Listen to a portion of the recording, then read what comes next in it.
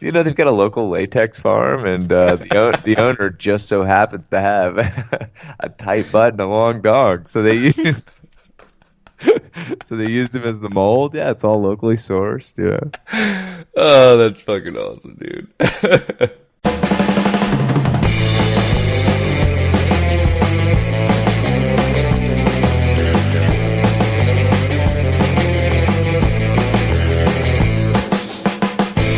Hello, everybody, and welcome back to the Tether Radio podcast, the only podcast keeping you from spiraling out into the infinite abyss. I'm your host, Daniel, and I'm joined, as always, by my brother and co-host, Joseph.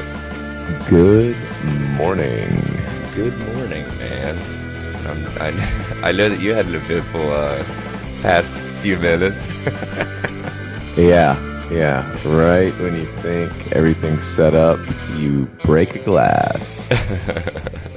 Not uncommon. Not uncommon at all, man. Not uncommon. Yeah. And then it was like weird because it was like I didn't see the glass sitting there before I broke it. Like Yeah. I turned around and had a coffee cup and like hit another glass. And then I'm just like, what the fuck kind of glass was this, man? The way that it broke was just like safety glass, like a trillion teeny little pieces. A trillion little, like, squares or cubes. Yes, literally, yes. Oh, that's awesome. Where did you come from? Where did you go? Well, how was your week, man? It was good, man. It was good. Just working a little bit. Had some travel I had to do, but back in Southern California, doing the thing, man. Doing the thing. Yeah. Whoa.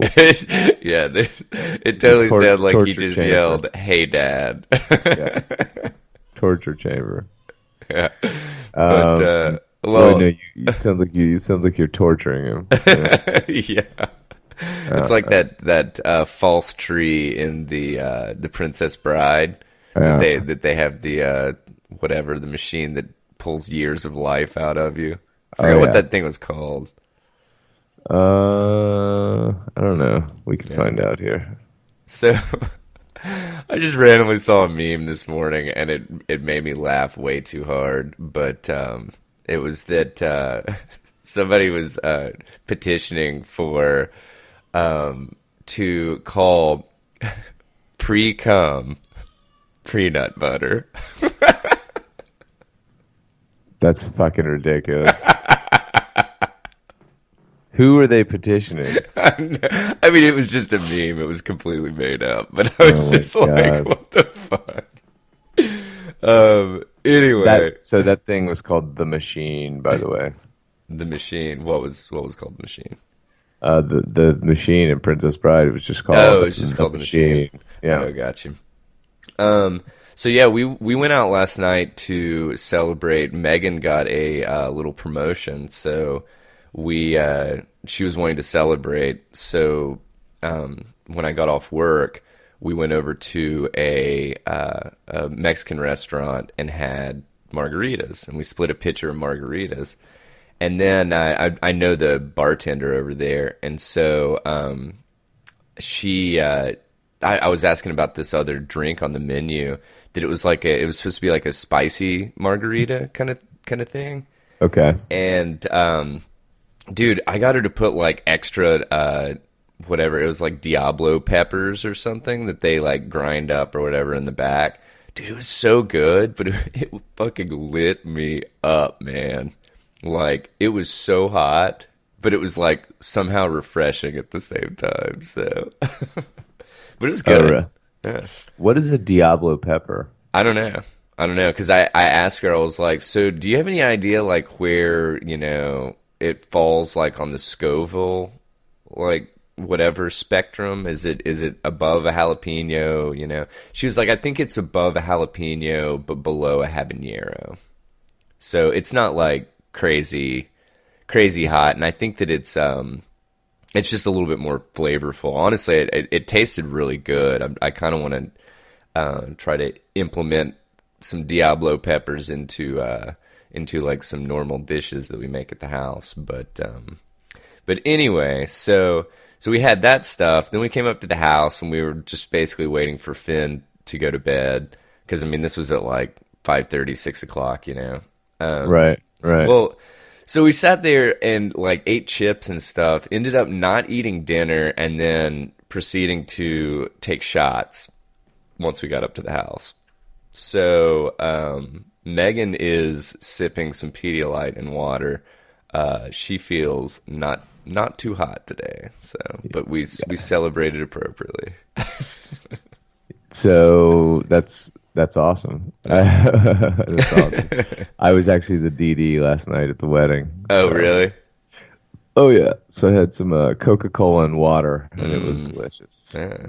Man, I do like a tonic and lime. Yeah. Did they have like a bar, a full bar? Nah, it was like wine and Wine and beer kind of thing.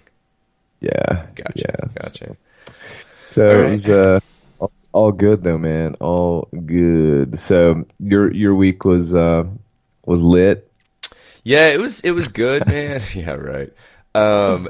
Yeah, I see where you're going with this. My week was lit in regards to my son that decided to step into the terrible twos a little premature. But speaking of lit weeks, let's hop into this first article. Let's do it. So I pulled this one from NBC 12. Which is I'm assuming a affiliate of NBC and based out of Colorado. So, bear nicknamed Cheeseburger tries to steal pot store dumpster in Colorado. So, I just love. So first of all, this guy that they interviewed, the worker from the store, Nico Garza. He was quoted as saying, "He's all into that Rocky Mountain High, and I don't blame him. He knows the good stuff when he sees it, or should I say smells it." And it said Nico Garza, who works at the Bud Depot. Wait. So what was in the dumpster? I'm assuming probably just seeds and stems, Playboy. No, just kidding. Yeah. I don't know. I don't know what was in the dumpster, and they don't actually address what was actually in the dumpster. But I mean, I would guess there's got to be some kind of food item, like employees, half-eaten hamburgers or some shit. So, but no, dude. It was the reason that I pulled this article was these incredible quotes from the dude that works there, and if you look at the photos of this guy. I mean, it's like a pothead's like dream kind of thing. Like he's just like, oh my god, man, I came in and I saw this bear on the surveillance, man, and it was just crazy, bro. But anyway, so he was also quoted as saying, so he grabbed it being the dumpster, and busted through like The Shining, which is ironic because the Stanley Hotel is like 20 minutes up that way. As he points northwest toward the Rocky Mountain National Park. God. Yeah, it was just totally man. face palming shit, dude. But then you go on a little bit further into the article, and so the bear basically tried to get into the dumpster, couldn't get into the dumpster, and so it was like, fuck it, I'm just gonna take the dumpster. And so then the guy was, the worker, Garza, was quoted as saying, "Then rumor has it, I can't say if this is fact or not, we found it way out here." And as he's like pointing, they have a little photo of him pointing like, whatever, pretty far down the road. But anyway, then he goes, I'm like, wow, look at this guy. He's no tiny dancer, but he's a dancer. What the fuck does that even mean? Sounds like an Elton John reference to me, dude. Yeah. And then he closed up the article with the last quote. Everybody wants to work at a cannabis shop. He's just showing initiative. Right. But anyway, yeah, I just thought that was pretty incredible. Plus, the quotes were pretty incredible. But anyway. So what So we've got this next one here is a another example of these big events being put on, right, on Facebook, right, Like the which by Storm the way, Area 51 shit. yeah, yeah. So what's going on with this one? And there was actually another one, which they mentioned in here, I'm pretty sure. But anyway, I pulled this one from the New York Times. Now there's an event to storm Loch Ness and, quote, find that big boy. So, which I think is incredible, first of all. But the invitation apparently says Nessie can't hide from us all, which is an homage to the Area 51 event that was the quote in the invitation was, "Let's see them aliens because they can't stop us all." Let's see them aliens. I just fucking dude, I love shit like this. I think it's absolutely hilarious, and I think that it's just like, it's just so. I was actually talking to somebody at the bar yesterday about the Area 51 stuff, and you know that it got enough traction that there were like generals having to like brief, maybe not generals, but like higher up officers having to brief their, whatever, the guards and stuff about this shit. Right. Because I mean, it got 1.9 million RSVPs. The Area 51 one got that. Yeah. So, yeah.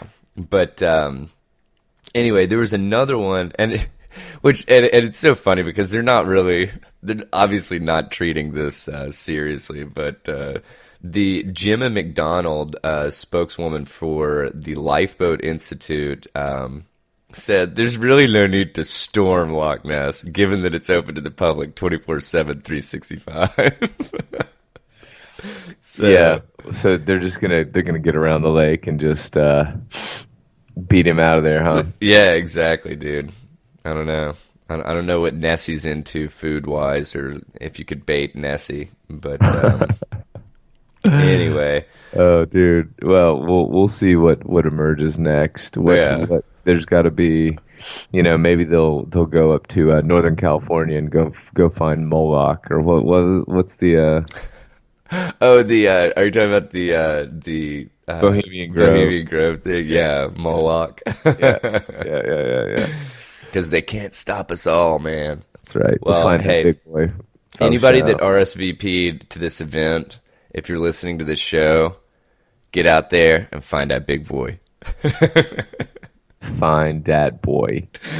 But, So yeah. so this next one, I thought was pretty interesting and pretty funny, and also just kind of example of I don't know.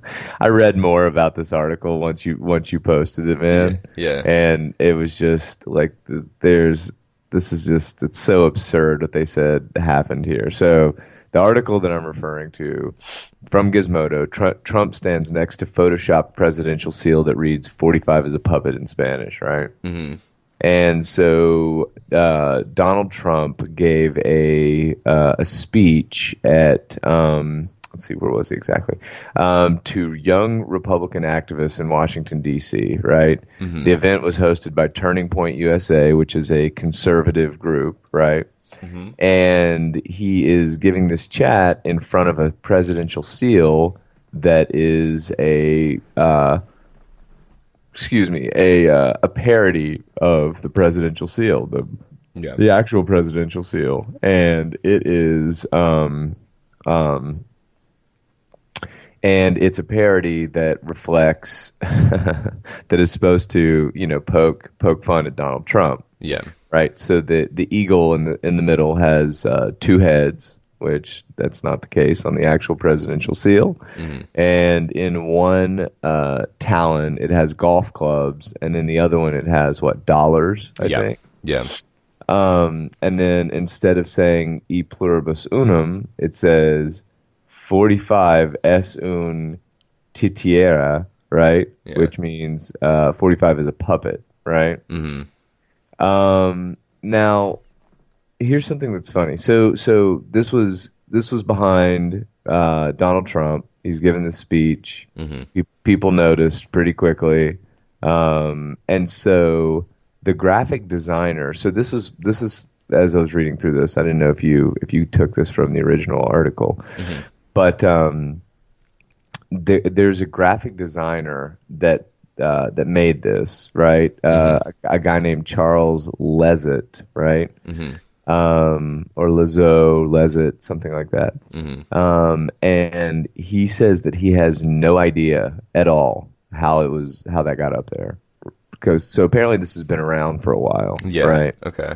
And so Turning Point later said that a staffer searching for the presidential seal online mistakenly grabbed the parody.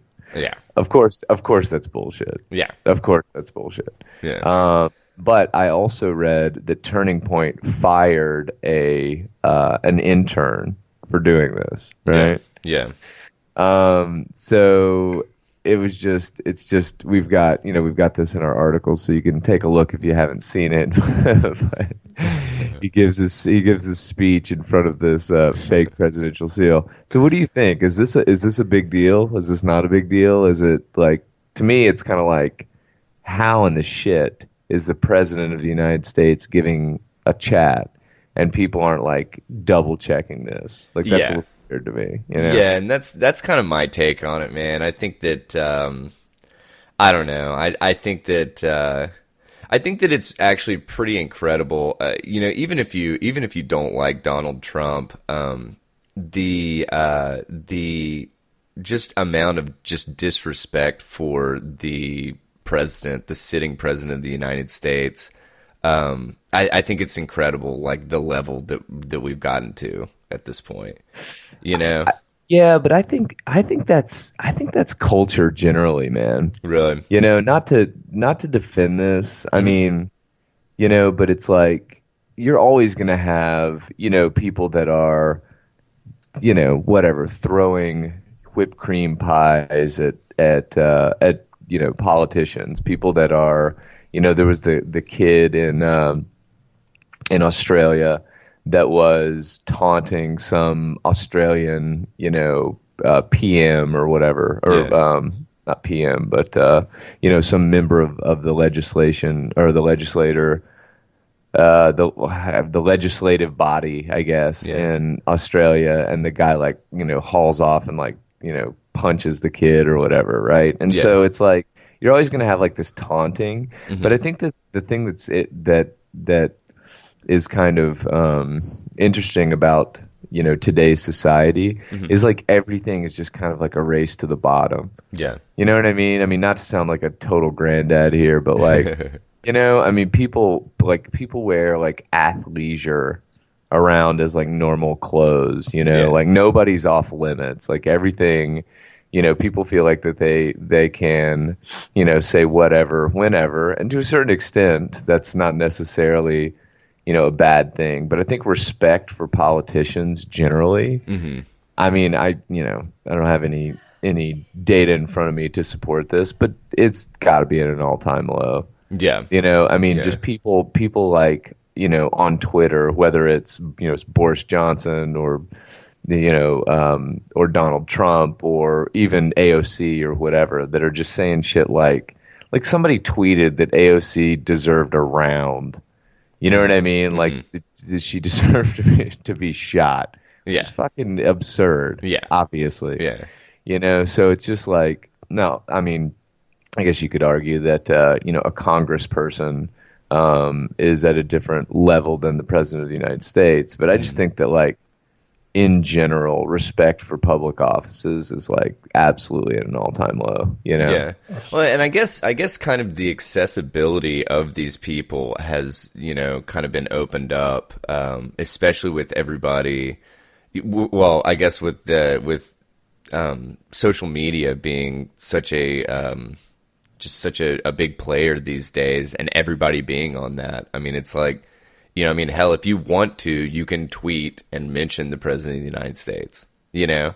Right. And it's Right. like, I mean, hell, if you look at the replies and stuff for any politician, literally, I mean, like you said, you're gonna have people that are just berating them, and then you're gonna have people that are supporting them or whatever. You're gonna have Right. and everything in between. So, yeah, I agree. In regards to the just a complete and utter, I mean, politics have kind of got, or I guess evolved more toward being entertainment than fucking like running our country, you know? Yeah. Yeah. Because I mean, it's like they were talking about on No Agenda. They were talking about how the debates, the like dim debates, it's one of these things that it's like they're turning it into like a game show almost, you know. Yeah. So So I have a just a quick question yeah, here for you while we're on the topic of Donald Trump, and I don't want to go too far, away from this, off track here. yeah. But this is kind of interesting to me. Did you see Donald Trump's tweet about Elijah Cummings by chance? No, I didn't. All right, do you know what I'm talking about? About him tweeting about Baltimore? No, I don't think so. Or maybe I heard something about it. I don't know. Can you refresh me and any Yeah, other listeners not familiar? yeah, yeah. So Elijah Cummings, and let me make sure that I've got this correct here before I say it. Elijah Cummings is, He's the head of some judiciary committee kind of thing, right? Not yeah. So judiciary committee, but you know what I mean. Some let's see. committee. Yeah, he's a U.S. rep for Maryland's 7th congressional district. Hmm. So maybe he's just a rep. I thought he had like a leadership role in the House. Yeah. But I think he stepped down. did he? Okay. For some reason, I want to say he stepped down. But anyway, go ahead and I'll look into it. Okay. So Trump tweeted, Rep. Elijah Cummings has been a brutal bully, shouting and screaming at the great men and women of the border, at Border Patrol about conditions at the southern border, when actually his Baltimore district is far worse and more dangerous. His district is considered the worst in the U.S. As proven last week during our congressional tour, the border is clean, efficient, and well run, just very crowded. Cumming district is a disgusting rat and rodent infested mess. If he spent more time in Baltimore, maybe he could clean up this very dangerous and filthy place. Okay, so this is what he tweeted. Now, So, I real don't. quick, sorry, he was the chairman of the House Committee on Oversight and Reform. Okay, But anyway, all go right. ahead. So this is what Trump tweeted, and now there's like this huge dust up about that tweet that I just read being super racist. Hmm. And like I'm that's just totally lost on me. Yeah. Like why is that racist? You know what I'm saying? I mean, like this guy, like, Trump, like this is what Trump does, right? Yeah. He will like attack somebody, and then it's like the only pushback is like that this guy is, and so then once he said this, there are all these videos, which of course, man, like the Republicans do it, the Democrats do it, got it, right? But like Yeah. now there are all these videos that are coming out, that are showing, like the areas of Cummings district that are, actually do have trash stacked, and and it's like whatever. It's like there are clearly there's an issue. There are sanitary issues here, Yeah. right? Yeah. But I mean, whatever. I mean, you can argue that. I mean, we live in downtown LA. Same thing in downtown LA. He could have as easily attacked, whoever represents downtown LA. Yeah. But it's just really interesting to me how that tweet in and of itself is racist. And I don't want to be, totally naive, but Yeah. any thoughts on that? I mean, I think that the word racist, I don't think that people even understand what the actual meaning of the word racist is anymore. It's just a buzzword. And Right. and I think that it's just, because I mean, dude, people have called the most bizarre shit racist, Right. and it's Right. like it has nothing to do with race. You know what I'm saying? It's like which okay. I'm a big stickler for using the correct fucking word for the situation, Right. and it's like in order for something to be racist, it has to basically mean that somehow it comes around to a race thinking they're better than another race, Right. you know. Now prejudice may fall in line a little bit more with the meaning, or whatever how a tweet or something could be interpreted, but the word racist it means so little these days, in my opinion, because it's just completely and utterly like overused. Right. And I mean, like everything is racist. It's like, oh well, you go to McDonald's or something like that, and they forgot to put pickles on your hamburger, and you happen to be a person of color or black or whatever the PC term is these days, then it's racist. Yeah, it's I just really interesting because I mean this yeah, just seems like it just seems like this political like, um I don't know, this just political uh this weird political tone, hmm that's kind of set up or whatever. yeah, Where, this guy will like attack people hmm and then kind of like reframe the argument and then like get somebody in a corner. It just seems like politics as usual to a certain extent, I yeah, guess, or not yeah, politics as usual, but I don't know. It just doesn't seem inherently racist. And I think that like when we're calling things, um, just I don't know, knee jerk reaction. hmm We're just calling things racist like this. It really just kind of denigrates the I don't know. It just denigrates the what the term actually means. Well, and not only because I mean, yeah, I mean, racism does exist, but 100%, yeah, 100%. but it doesn't exist, in my opinion, to the degree that everybody makes it seem. You know what I'm saying? Well, I read an article that said that there is more supply than demand of racism. You know what hmm I mean? hmm Like, and it's just I don't know. I don't know. It's just it was an interesting Trump related thing that I wanted to Yeah, bring up. But I was just reading this and I was like, wait, what? yeah, Like yeah, how is this and again, yeah, maybe I'm naive. There could be something that I'm missing there, but yeah, yeah, I thought I wanted to bring that up real quickly here. for So sure. okay, so next article here, we've got a little something about DoorDash, and you and I talked about this a little bit earlier. Apparently, we feel very differently on this.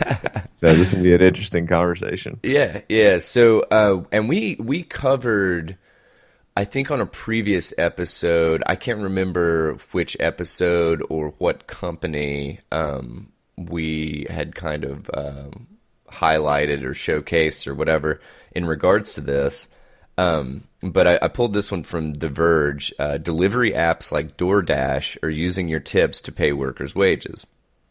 So, basically, what they outline in this article is that your tip is not actually going. It's going to the delivery person, but Right, not in the sense that you think that it's going to them.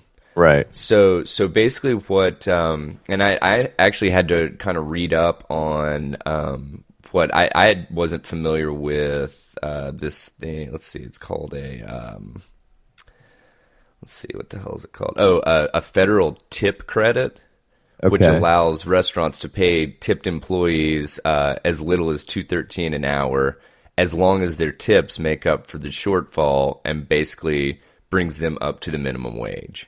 Right. Which, the interesting thing about that is the fact of the lack of transparency a lot of companies have with how they pay their employees. Okay. So it's kind of like, oh well, you know, instead of getting well, sorry, let me come back to the article. So basically, what they do, what DoorDash does, is they say, okay, you're guaranteed to make, let's see, here we go, $6.85 an hour. You're guaranteed that. Okay. So you're supposed to get $6.85, but somebody else tips you $3. Well, it seems like you would end up making $9.85. Well, Right. that's not how they treat that. They Okay. basically deduct your tip from the base pay that the employer would be paying you. So the employer ends up spending $3.85, and then your pay is subsidized by the customer Okay. via a tip. So it's one of these things that it's like, okay, Wait, well, hang on. To get you to what the minimum pay is. correct. So if minimum, wage or whatever is $8 in your example, right? And let's say there's one bill, and so you make $2.50 an hour or whatever. Okay. And let's say somebody tips you $10, Yeah.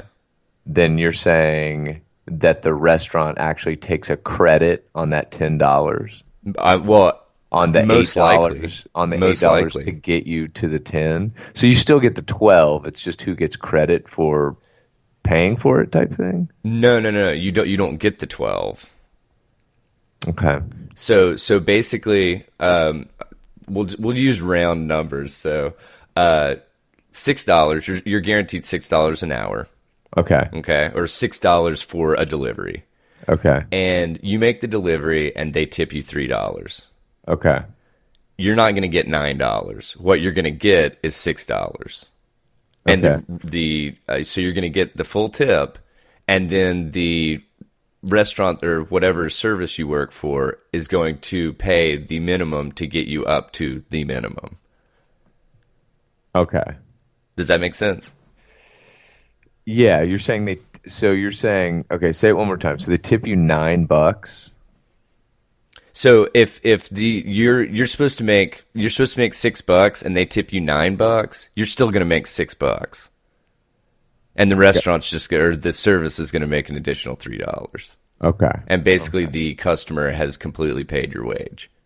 Okay, because that's just it's interesting though because working at restaurants though, like that was not my experience. Because I could look at the hours that I worked and I would see that they paid me $2.50, and if I worked 10 hours, they would pay me $25, right? Yeah. And then my tips were divided up into credit card tips, which would go into my paycheck, Yeah. right? And then I have to go back. Martha bartends occasionally, right? Yeah. So maybe I have to go look at hers. But as I recall, they had a base wage, and then that base wage you could just literally look at your hours and multiply your base wage towards by those hours. Credit card tips were then aggregated and put into your paycheck because they had to have a way to process them and get them to you, right? Yeah. But then cash tips, obviously, you were just keeping. Yeah. So. So the reason I'll have to take a closer look at this because this doesn't sound that complicated, but I guess it's just been that shit. Maybe there was some monkey business that I just didn't notice. Well, and that's kind of why everybody's kind of up in arms is because of the lack of transparency. Because it's like, okay, you're right. You're getting that whatever $2.15 an hour or whatever $2.13 an hour. And the vast majority of people working at restaurants, and I don't know if you ever did it, but if you took your base pay that they made and then you added your tips that you made and divided it by the hours you worked, you were supposed to at least make minimum wage at that point. Right, right. So I don't know about you, but I mean, I currently work in a bar, and I just get a base pay. We don't get like the basically the subsidized kind of thing by customers kind of thing. I just get a base pay, and then I make tips on top of that. Okay. But that's not how everybody works, or that's not how all these companies work. For instance, DoorDash doesn't work that way. Okay. Okay. But anyway, so the reason that I wanted to bring up this article really was, and it was kind of spurred the discussion that we had prior to when we were picking out articles, is the fact that when we went to like Ireland or when we were in Korea, you don't tip. Like it's actually I know in Korea it was actually like offensive to tip people. Okay. And so I you come back and it's like, oh well, you're basically expected to you go out to eat and you get at least adequate service. You're looking at a 15 to 20% tip on your bill, Right. or at least that would be appropriate. Right. But the problem is obviously everybody doesn't adhere to what's appropriate and what's not. And I mean, hell, like I was talking to you about it. Sometimes, yes, if you put the extra effort forth and stuff, sometimes it pays off. Sometimes it completely does not pay off. Right. There was a lady in the other day that literally I served 3 beers and she tipped me 50 cents. Okay. So do you it's one of these things that it's like, you think you're getting like rapport with a customer and you're like, oh yeah, I'm pumping up those tip numbers, and then they just like stiff you hardcore. Yeah. So you think tipping should go away? I do not like tipping because it doesn't really make a whole lot of sense to me, because it seems like if anything, if you were doing, you should tip at the beginning of a meal to incentivize your waiter or whatever to be a good server for you and check back on you a lot and bring your food out quick and all that stuff, instead of tipping at the end. You know what I'm saying? All right. Here's where the disagreement is. Okay. So here's why I'll push back on that, right? Okay. It seems like you've got to incentivize, like the entire purpose of a tip in my mind is just an incentive to do the thing that you do well, right? Mm-hmm. And so it's like once the performance has ended, for lack of a way better term, right? Yeah. Somebody excuse me. Somebody steps back and they say, dang, this was good. Like the food was good. Mm-hmm. The service was really good. I want to reward that. Right. Mm-hmm. That's kind of the way that I think about tipping. And so the problem to me is like, if you tip at the beginning of the meal, mm-hmm. then the waiter or the server knows what the tip is, right? Mm-hmm. And they will only kind of rise to that service, to mm-hmm. that level of service, right? Mm-hmm. So on the other side of that, have you ever gotten just an extremely large tip? Oh yeah, totally. Right. And so, but the funny thing is it's always the same people, kind of thing. Right. But so it's always the same people until someone new does it. You know what I mean? Like until someone else comes in and says, "Dude, this was great." You know what I mean? And So my question is, if you averaged out the shitty tips and the good tips, do you mm-hmm. think you would be above average, at average, or below average? I would be what everybody else gets. I would consider probably above average. And why do you think that is? 100% because I'm a Bradley. Right. But I mean, no, I'm just kidding. Is it because you're truly better at your job? Probably. Yeah.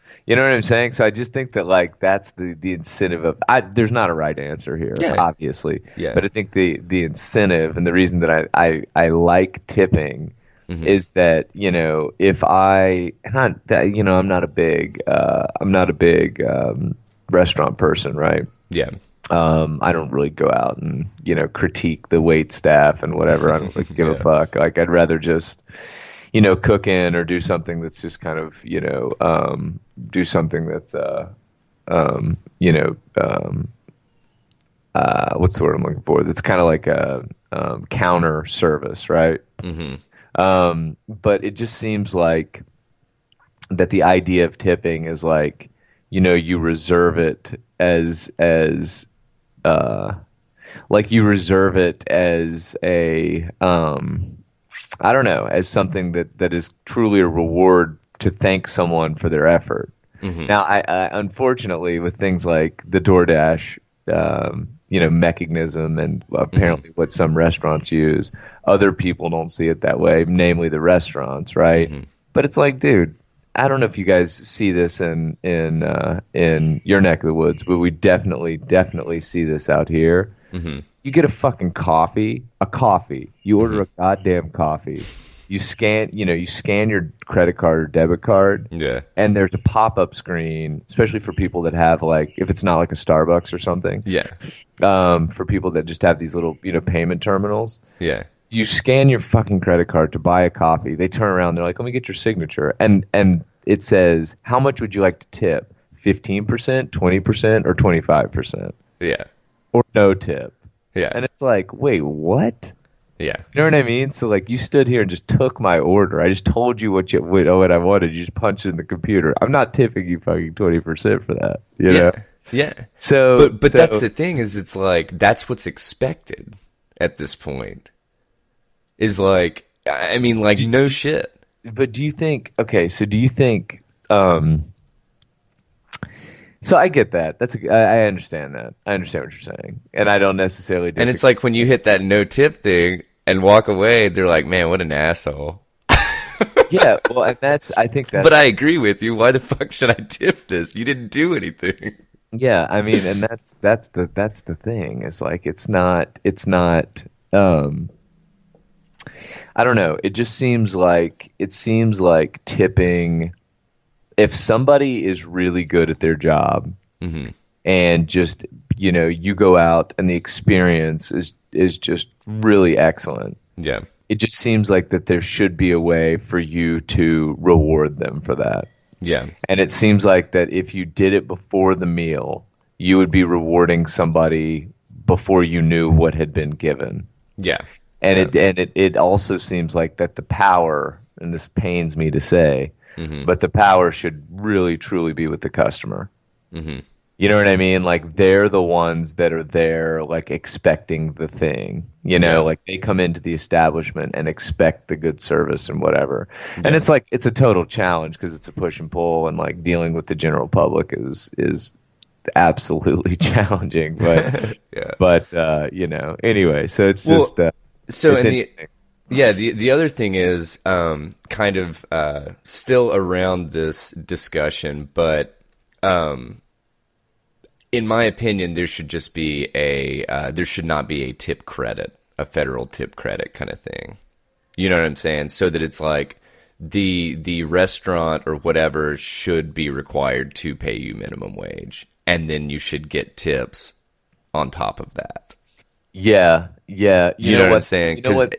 You know sorry, what's go ahead. really hard about this though, Yeah. and I don't know this for a fact, but I'll hmm bet you there are so many business models that wouldn't work if you had to pay total minimum wage. Yeah. No, and And and you're and the problem is I mean shit, dude, if they were responsible for paying cuz I know I'm not flip-flopping, but I'm kind of just trying to outline the challenges. yeah, the challenges of it, but okay, so you take it you instead of a restaurant being required to pay you 213, they're required to pay you five and a quarter. Uh-huh.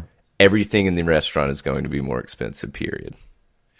I mean, yeah, this is true. This is So true. so And you know, yeah, but sorry, go ahead.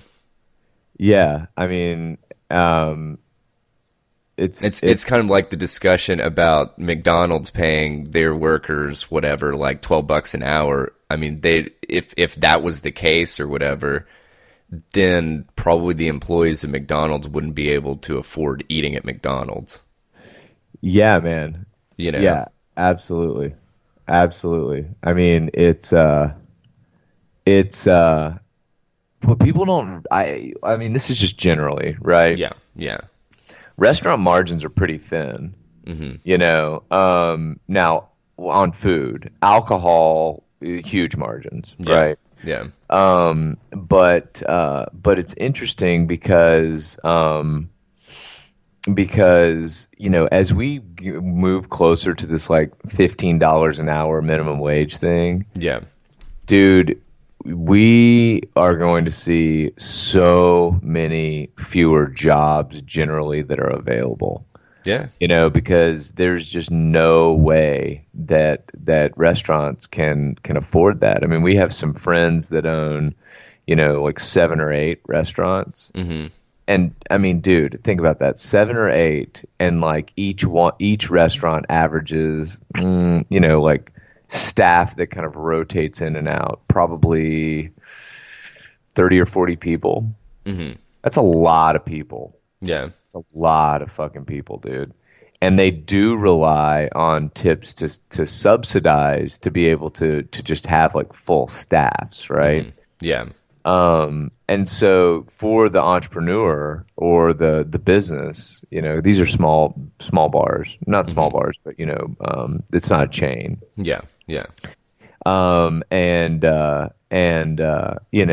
these groups, man, like there's just, if all of a sudden the switch flipped and they had to pay $15 an hour to everybody in there. And again, this is not in defense. It's just a comment. If they had to pay that, like, I don't know really how their model would work. I don't really know what would change, but I'm sure a lot would change. Yeah. And so things would have to be more expensive to maintain, the business model that they have, or the business would have to be willing to make way less money. Mm-hmm. And hourly rates will just eat you alive, dude. Yeah. And so if they're not, for somebody to set up a restaurant or a bar and take on the risk, and I'll just use this, let's just say like you're a single owner operator, but take on the risk of, running an establishment like this with all the liability that comes along with it. Like, somebody's going to accuse you of hair in their food and a slow slip and fall, and you're going to sue you. It's just the world we live in. Yeah. And then now you're supposed to make like a 10% margin. Like, people are just going to be like, fuck that. It's not worth it. Yeah. So it's just it's a hard thing, and I don't know how you kind of claw back from that, but Yeah. but yeah, DoorDash is changing the policy, right? Yeah, I believe so. I believe, but DoorDash is like kind of the tip of the iceberg, I guess, because Amazon Flex was the one that we covered, and I can't remember were you on that episode, or was that might have been during? I don't know. I'm not sure. I can't remember. What was it exactly? It was the Amazon Flex drivers. They were basically getting paid the same, like somebody legitimately, like whatever. They were supposed to be getting paid a base pay and receive all of their tips, and an employee found out they ordered something and using Amazon Flex or whatever, and figured out that they were basically not getting all the money that they were supposed to. Right. But yeah, man. So yeah, actually, it says, according to this article, man, it says DoorDash and Amazon Flex haven't budged in regards to their. The only thing that DoorDash is doing is it says that they're rolling out changes to increase transparency in how their workers are paid. Right. Huh. But yeah, so I don't know, man. I think it's kind of a shitty policy, but at the same time, since that's what's that, I mean, that would completely upend a lot of businesses. Right. If that got changed to where they were having to pay the full amount in regards to their workers' wages or whatever. So, Right. Right. but All right. anywho, So trucking on here, yeah. we've got a bit about Amazon and Ring cameras. This was a really interesting article. You got a low flyer over there. Yeah, I got a You getting buzzed by the feds. I got one that's buzzing me. I can see their camera. They snapping pics. So the headline here is Amazon asked police to advertise Ring cameras as part of partnerships, right? It's positioning Ring as a potential law enforcement tool. Okay. So just the first couple lines from this article. Amazon's fondness for surveillance camera technology apparently includes programs that ask owners to volunteer their own cameras. Motherboard has learned that Amazon has partnerships with U.S. police departments that have law enforcement agencies advertising Ring cameras in return for free giveaway units and an anonymized portal where they can request footage directly from homes. While it's not as clandestine as it appears, there are worries the two sides are working too closely and encouraging locals to compromise their privacy, right? So basically, what they're saying is that they are encouraging local police departments to use footage from Ring cameras for some layer of policing. Now, my thing is how I don't understand how you would avoid this, right? So like they give a case of Lakeland, Florida, right? In the case of Lakeland, Florida's police department, Lakeland, Florida's police department, Amazon donated 15 camera-equipped doorbells and started a program encouraging Lakeland residents to download Neighbors, Ring's neighborhood watch app. Every qualifying download counted as $10 toward the cost of another free doorbell. In return, Lakeland PD not only advertised Neighbors and Ring through outreach efforts, but created Ring-specific roles like a point of contact and coordinators for the press, social media investigations, in the community. Ring told Motherboard the positions weren't mandatory, but an email from one Ring staffer said that people in these roles needed to be a part of the company's online training session, right? So they're just encouraging communities to use these Ring devices, and they're encouraging police departments to kind of push them as this neighborhood watch from this neighborhood watch angle, right? Yeah. I don't see how you avoid this. Like, I don't see how that's possible at all. I mean, it's like if there's a fight outside of a gas station, they subpoena the footage, the CCTV footage. Yeah. So I don't. I mean, we're kind of hurtling towards this world where there are cameras everywhere, and of course law enforcement is going to use these things. Yeah. I think it's absurd to think anything else. Yeah. So I don't know that this is like all that shocking to me. But it's I don't know. I think the thing that's Yeah, I think the thing that's really off-putting for me is literally the line. Let's see, an anonymized portal where they can request footage directly from homes. Right.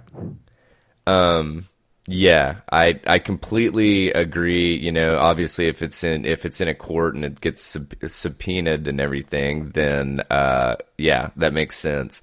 But this doesn't really make it sound like they're subpoenaing footage. You know what I'm saying? Right. I mean, which obviously that's just my interpretation, but it's like it just it seems like if they have access, then because I mean, how often have we found out that whatever was being accessed or by some federal or state organization, that it's like it wasn't really authorized kind of Right. thing, you know? Right. And I don't know, man.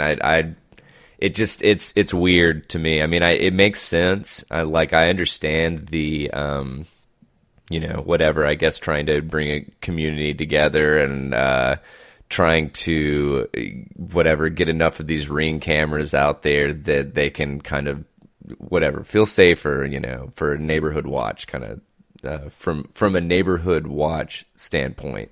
Right. But yeah, it's just, I don't know.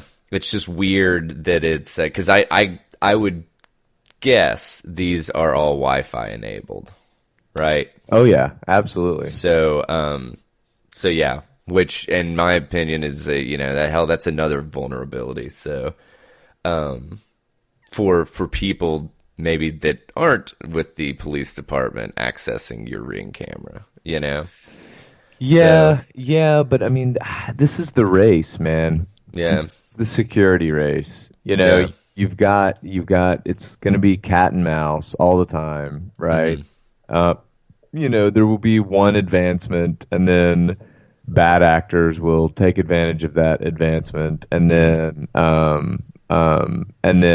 you'll figure out a way to, kind of sew that up and make things safer, and then hmm somebody else will take advantage of it.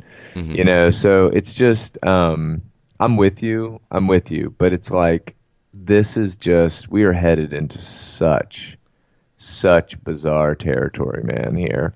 Where it's just like, yes, of course, everybody has cameras all around. I mean, dude, people like this is, people are talking about like, and I understand this article makes sense. Like, I get hmm it, totally get it. But this is the thing people are talking about, dude. People have fucking microphones in their house, actively listening to what they're doing. yeah.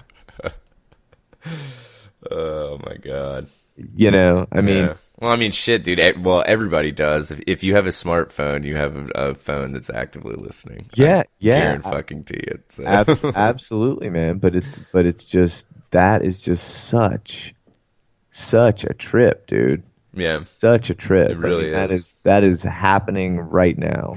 hmm So it's just an interesting kind of place that we're in. So hmm I mean, I think that it's a little it's creepy, sure, but Jesus, man. I mean, we're there. We're Yeah. there. We're kind of like discovering in reverse, what's how disturbing this is, I think. Yeah. Which is kind of fucked, but Yeah, exactly. It's kind of what is the quote from that? It's like we were so busy dealing with the if we could, we didn't think about the should we or yeah, whatever. should we could. No, Should I'm we kidding. could? No, just kidding. We were so busy thinking about if we could, we didn't think about should we could. I think that's the article, or Prick. that's the quote. No, yeah. Anyway, interesting. Well, Interesting. speaking of vulnerabilities, let's hop over to this Engadget article. All right. So I pulled this one from Engadget. Hackers broke into a contractor for Russia's spy agency, which now I just realized. Do you know what the FSB stands for? FSB? Yeah. No. Okay. Well, anyway, it says basically what happened is a hacking group nicknaming itself Ovirus, and it's spelled O-V, the number one, R-U, and then the $sign. Okay. They infiltrated the servers of SciTech, who's a contractor for the FSB intelligence agency, on July 13th. Okay. So basically what they did is they got into the Active Directory server and stole 7.5 terabytes of data, which included a number of projects that SciTech had been working on for the FSB, Right. and fellow contractor Quantum since 2009. So that not really that weird, the people hacking people, whatever, not that big of a deal. But the weird thing is one of the projects, it was called Nautilus S, and it was meant to de-anonymize Tor traffic and create a database of Tor users and devices. Okay. So we'll take a little step back about, and we'll talk about Tor a little bit, because I was not that familiar with how Tor works. Okay. And basically, Tor is an acronym for the Onion Router, and basically how it works is they have a series of I believe they're called like nodes or servers that in between the servers they send encrypted information. So Joseph accesses, or using the Tor browser, accesses some website, and it has to make its way through the Tor servers, but the data is encrypted all the way through. So basically what it does is it creates an anonymized presence online kind of thing. And there are also website, or not websites, but I guess websites that are only accessible using the Tor service or route, or whatever it would be referred to. So I first of all, I thought that was pretty interesting in the first place, because I'd always heard of the like whatever Tor users and stuff, but so this is like useful if you're trying to basically do illegal activity kind of stuff online, or if you just you might you live in fucking North Korea or China or something like that. It would be useful, that where their an anonymous presence online is probably good. But it also allows for kind of I'm assuming this would be considered like dark web shit, that it's like whatever, child pornography, weapons trades, illicit drug deals and stuff like that. So basically what it is it's it's just a way to anonymously browse the internet kind of thing. Right. But the whole concept behind it is the fact that it is anonymous, and so the fact that these guys uncovered this this planned attempt to de-anonymize the Tor Tor traffic or whatever. That's kind of it's kind of unnerving, I guess, But not that I'm a big Tor user. I don't know about how much you use the Tor services. So. Yeah, man. I think cryptography is, cryptography as people use it, as we use it on the internet. Dude, it is the last bastion, man. It's the last saving fucking grace, dude. It's really, really, really crazy to me that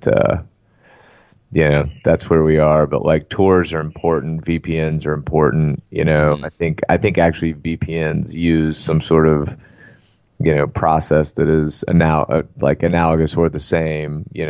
As a Tor system, but it's just, I don't know, just really fucking crazy, dude. It's really crazy. It's literally our last hope in being able to at least protect a little bit of your online presence. Yeah. And just give you a little bit of privacy. It's crazy. Yeah, and the other kind of interesting thing about the Tor browser and all that jazz is the fact that it's if enough effort is put forth, you can be found out. Kind of thing. Right. Like they actually referenced in a supplemental article that I pulled. They referenced the NSA using. Or wait, was it the NSA? No, I'm sorry, the FBI injecting malware into the browser so that they basically it ended up revealing IP addresses of hundreds of users so that they could they had a sting on like a child porn facilitator kind of Right, thing. right, right. So yeah, it's not if you're one if you're a wanted man or woman, then they can find you still. But for the everyday Tor user, I'd say you're probably good. But Yeah. the other thing is I think they still know what's going on, what like you're accessing. They just don't know who you are, kind of Right. thing. Right. So Right. so yeah, so if you're using a Tor browser, automatically you're going to be of more interest than someone that's just whatever using Chrome or what is it, Microsoft Edge. Yeah. Yeah, Microsoft Edge. But anyway, so yeah, I just thought that was kind of interesting. On with Tether Radio, we kind of have a little bit more of a focus on tech and stuff like that, and so I thought that this was just a little relevant thing to hop into and kind of give a little backgrounder on for a current article. So, Yeah. Yeah. but anyway, dude, why don't we cruise on to this Peloton tech? Yeah, so this is pretty fucking cool, man. Company is called Peloton, right? And as its name suggests, or as it is named, a peloton is a formation that cyclists get into when they're riding in a group, and it has different benefits, namely makes kind of the whole group more aerodynamic. That's hilarious, dude. I didn't know that's what that meant, but I mean, you're familiar with obviously like the Peloton like stationary bike stuff, Yeah, right? yeah, exactly. Yeah, and that's what a peloton is, right? And there is an interesting confluence of challenges in the trucking industry, right? I don't know if I had told you this, but I used to work when I was in graduate school. I worked briefly at a private equity firm, right? And we were looking into buying some truck driving schools, just to I don't know. It seemed like an opportunity. I was doing a pretty deep dive in this or whatever, and it's just interesting because trucking is facing a huge issue, right? A massive shortage of drivers. People, for whatever reason, the modern people expect to be home more. Like it's no longer acceptable to be like a road warrior. Why would you drive? Why would you drive long haul trucking when you could drive Uber and basically be home, every night? Like it's just there are many problems that have presented themselves for the trucking industry, and so we're seeing a lot of technological development around like autonomous vehicles in the trucking industry. Honestly, this is where it's going to happen first. We talk about taxis and shit like that. Nah, it's going to for sure be long haul trucking. And it's going to be the type thing where it's like, you have a trucker, I think, right? I think you have a trucker that navigates the truck to, be able to be picked up or to pick up whatever they've got to pick up. And then you've got, and I'm just kind of making this up, but you've got then like passive hours where they're like on the clock, but it's not as demanding as like, having your foot on the gas and brake and steering wheel for, 11 hours or whatever. Because what's one thing truckers have to do is once they drive a certain amount of time, they actually have to pull over and rest for a certain amount of time before they get back on the road. Yes. And there are digital logs.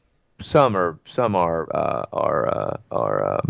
analog, but most are digital logs that they keep based around how long people are driving and whatever. It's a safety thing, but it makes all the sense in the world for a truck driver to be able to navigate the truck, kind of, turning around the tight corners in a city, or backing, the truck in to be loaded, or whatever the case may be, getting the truck loaded, getting on the open road, and then having some sort of, semi-autonomous or semi-autonomous system take over, so that these long, stretches of, highway and the Southwest or whatever, you've got a computer that's actually doing the driving, right? Yeah. Yeah. So that's kind of, where it seems to be headed. And so we're taking these incremental steps with a variety of different companies. One of those companies is Peloton. And what Peloton is doing is they are, this is some pretty interesting shit. They're basically creating a caravanning. This is like the first step, or I think they call it platooning, right? Yeah. Possibilities around truck platooning, which is like trucks being kind of in a tight formation for each other, and allowing better fuel or more fuel savings, right? And so they're saying that and so what they're suggesting here is that there could be one truck driver that's actually controlling two trucks, right? Yeah. And so truck one, which would have the live operator in it, is kind of defining the speed and the lane and the, all the things that kind of the parameters of the trip or whatever. Truck two is then in close formation behind truck one. Yeah. And this is kind of interesting though. It says, Peloton says, its existing customers' trucks average fuel savings of more than 7%, which is pretty high, dude. Yeah. And so, that's kind of not a lot more to say than that, but it's just, it's going to be really, really, interesting to see how this develops because, fun fact, 97% or something, 98% of the things you interact with in your life, period, have come through shipping containers and trucks. Oh, wow. I thought you were going to say like 98% of things in your life don't fucking matter. Yeah. I'm just kidding. I'm you from the future. Kill yourself now.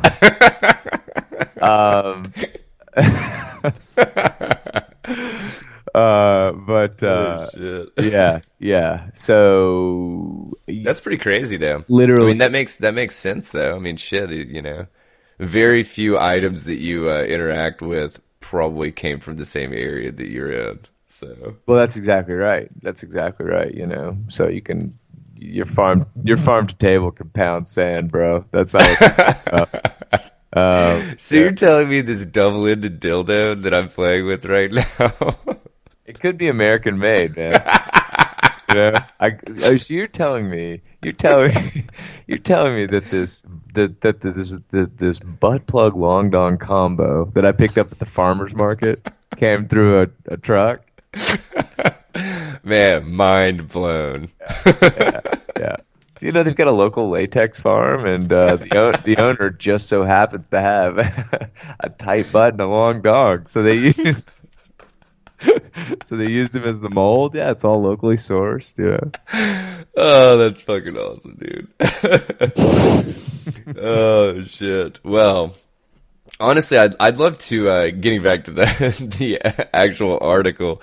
I would totally love to see if we could find anything on YouTube about this shit in action. Because honestly, I would just be interested to know like lane changes, turning, stuff like that. Like how does that work? Yeah, I mean, I think it's not as challenging as it sounds. I mean, not to take the edge off the tech. I mean, the tech is going to be pretty advanced, but I mean, if you think about it, like a lot of cars and motorcycles and just, combustion vehicles that use combustion engines now are actually wireless, right? Like I was riding a motorcycle, I don't know, like 6 months ago. The throttle, dude, is a digital controller. Like it's like a fucking RC car. There's really? There's no cable. Oh, weird. So when you are twisting the throttle, you are Uh, not pulling cable. yeah. You're just It's just engage registering. you're just Yeah. engaging a sensor. Yeah. And so, within that context, I mean, it's not crazy just to think that, like, the control systems of one truck are just observing the control systems of another and just mirroring it. And Yeah. it's in damn near real time, Yeah. right? Like, so, like, in the same way that you would wirelessly control a drone, it's just Hmm. the control systems that you're using in one truck are just also exactly controlling the control systems of the other truck, and you just have Yeah. a buffer between these two trucks, Yeah. Yeah. like a space buffer or whatever. Yeah. Huh. So anyway, That's cool stuff, though. yeah, it's definitely going to be it's definitely going to be big and going to be interesting. I mean, trucking is fucking dying for sure. Yeah. Yeah. And this is, I mean, it's a way to for sure force multiply the available operators that you have if every Hmm. operator equals two trucks or Yeah. more. Huh. So anyway, all right, cool. So what do we want to do here? I think we're kind of coming up at Yeah, about, that's what I was. We got three left, and I think we probably need to just why do don't the we, one. yeah, why don't we go to gay couple sues over U.S. refusal to recognize child as citizen? Sure. That's a pretty interesting one. Yeah. Yeah, that's fine. And then maybe I'll get you to help me on this one, Yeah, that works. so we can get through this. But you know, basically, and help me out here. Yeah. Gay couple. Hmm. One one one guy is a U.S. citizen. The other is not. I believe the other has dual citizenship, Okay. maybe. Okay. Um, But yeah. Say. but then they used a surrogate to have a kid. Oh no, I'm sorry. No, you're right. One is a British citizen, and then the other is a U.S. Okay. So they live in Decatur, right outside of Atlanta, right? Hmm. Decatur's actually, yeah, it's pretty close to where we stay, bruh. But so one is a U.S. citizen, the other one is Hmm. not. Dude, the FBI is so interested in what I'm saying right now, I dude. know, right? Oh, he's talking about the surrogate article now. So one is a citizen, the other is not. They used a surrogate to have a child. The Hmm. surrogate is an English woman. Correct. The rules of citizenship say that for the kid, Hmm. right? Um, So it says a child born abroad to married U.S. citizens. So key part is married U.S. citizens. yes, And if a child is born abroad to married U.S. citizens, then the child automatically receives citizenship in the U.S. correct. as long as one parent has lived in the U.S. Yeah, as long as one parent has lived in the U.S. Which So I don't know how you'd have U.S. citizenship and never have lived in the United States. So, yeah, I mean, it could be like being born in a like a fuck, what's the word I'm looking for? Like a consulate or whatever. hmm. You know what I mean? Hmm. Like if you're an ambassador Yeah, yeah, for the U.S. in another country, yeah. and you were like born in the ambassador's residence or whatever, right? Like Hmm. you may be a U.S. citizen but never lived in the U.S. Yeah. Well, so, So and real quick, it also says, but there are additional requirements if the parents are not married or if only one is a U.S. citizen. Sorry, right. that was the wrap up on that. So, But suffice to say, hmm. like the rules are that if you are basically, I guess to sum it up quickly, if you are two U.S. citizens, bona Hmm. fide U.S. citizens, Hmm. and you have a child, overseas, that child is still a U.S. citizen. Correct. If one parent is a U.S. citizen, different rules apply. We may not know all the nuances of that, but there's a different rule set. If you have a child in the United States, no matter your citizenship, that child's a citizen on U.S. soil. Yes, that's my understanding. Okay, so this couple, one is, which by the way, the thing that I fucking hate about this, that's just so annoying. Yeah. Like, this has nothing to do with a gay couple. No. And like the headline says gay couple sues. It's just like, what a fucking red herring, dude. And that shit it's such bullshit. It is 2019, man. Sure, some people care about same-sex couples. Very, very, very, very few people. Very few people give a shit about same-sex couples. Fine, get married. Like, nobody, like, what? You should have been able to get married forever. I mean, it's just whatever. So it's so annoying that they like spin this to be like, oh, it's like this gay couple. No, it's not. If this was a hetero couple, they'd be having the same issue. As a matter of fact, I am 1,000% positive that if we dug through the paperwork here, like, or the paperwork or the case files, you would find a hetero couple that's in the same situation, without a doubt, right? No doubt in my mind there is some unnamed hetero couple that's going through this as well. Honestly, I think they would have gotten more clicks if they would have said racist couple sues over U.S. racist gay couple, racist gay transgender couple, and people are just like, what the fuck is happening? Oh my god, I'm so pissed and I don't even know why. I'm so twisted up on this thing, but my You know god. what really grinds my fucking gear? When racist gay transgender couples are trying to use ambiguous bathrooms and not getting, it's just like, okay, dude. Rage. But yeah, so one parent is a U.S. citizen, the other one is not. They used an English surrogate to have the child, to birth the child, and now they're suing the U.S. over refusal to recognize the child as a citizen. Like, this is so fucking cut and dry, dude, and it has nothing to do with being a gay couple, at all. It's just like.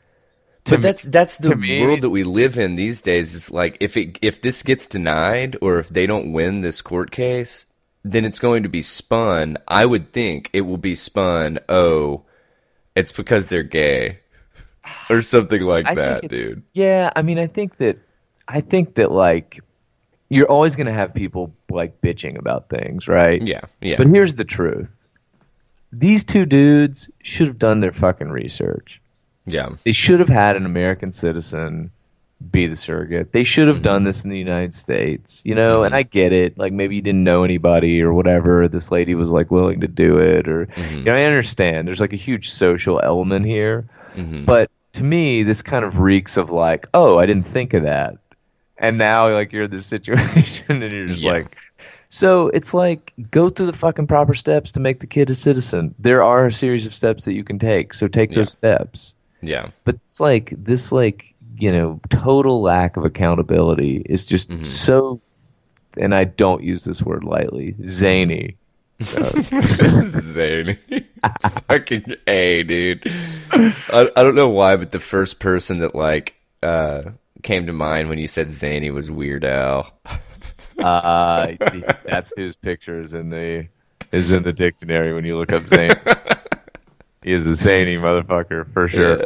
But I mean, it's just this to me is interesting because even though we're on this seem to be on this populist nationalist thing right now, I just don't buy it, man. The world is becoming too small. Like the global, being a global citizen is a real thing. Like you, Daniel, are inextricably and closely linked to South Korea. You know what I mean? And you will be like, it's a part of your family, whether you know, whether you like it or not. You know, I mean, obviously it's like an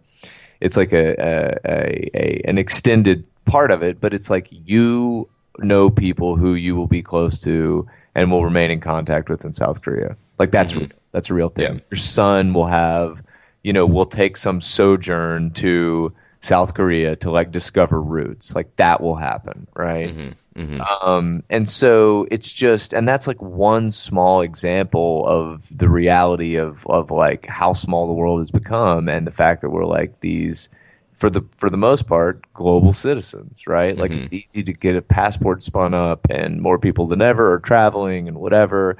And so it's like, yes, you're still going to have countries that are like, you know, really leaning on this sovereignty thing, which will be around for the foreseeable future. But you know, barriers are being broken down, and like we're gonna have to deal with issues like this, like on the reg, right? Yeah.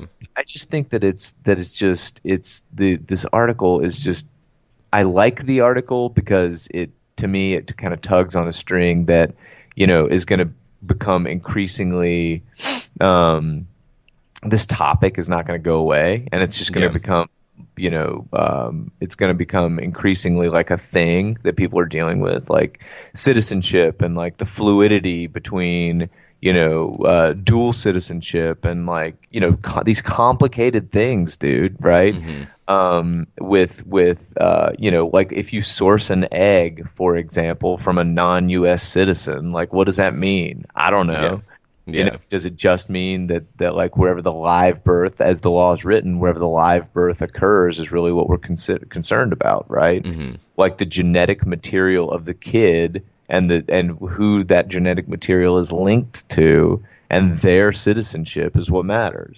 And that just becomes, I think, more complicated in kind of like a global society. But I mean, this article, for the most part, I mean, whatever. To put a fine point on it, it is fucking bullshit that they like spin this like gay couple thing in there, like that's being taken into consideration, because it is so clearly not, you know, based on the facts of the article, you know. Yeah. For sure, man. No, it's just it's the world we live in. Whatever's gonna get the clicks, man. I mean, it's a horse's romp. Yeah. It's a gall-darn horse's rump, if you ask me. Oh my God! Stop acting like a horse's rump. Stop acting like a donkey's rump. Oh my God! Right. Well, yeah, dude. I think it's about that time, brother. Let's wind her down. What is this? 5'9"? Oh yeah. Damn, Playboy. All right, here we go. This has been episode 59 of Tether Radio. As always, dear friends, send us your thoughts. tetherradio@gmail.com. That's TETHERRADIO@gmail.com. We are on Twitter @tether_radio. Instagram, please come and see our pics. I don't know that we have a lot, but take a look. @tether_radio. Facebook, Tether Radio, all one word. All right, dude. Rounding the bases, building the cache of solid fucking, you know, podcast gold here. So let's throw another chit in the pot here with episode 59. Yes, lads. Yes, lads. This is put another 10 penny in the pot here. This has been episode 59. I'm Joseph. And I'm Daniel. And we are reminding you to stay tethered, friends. Talk to you next week.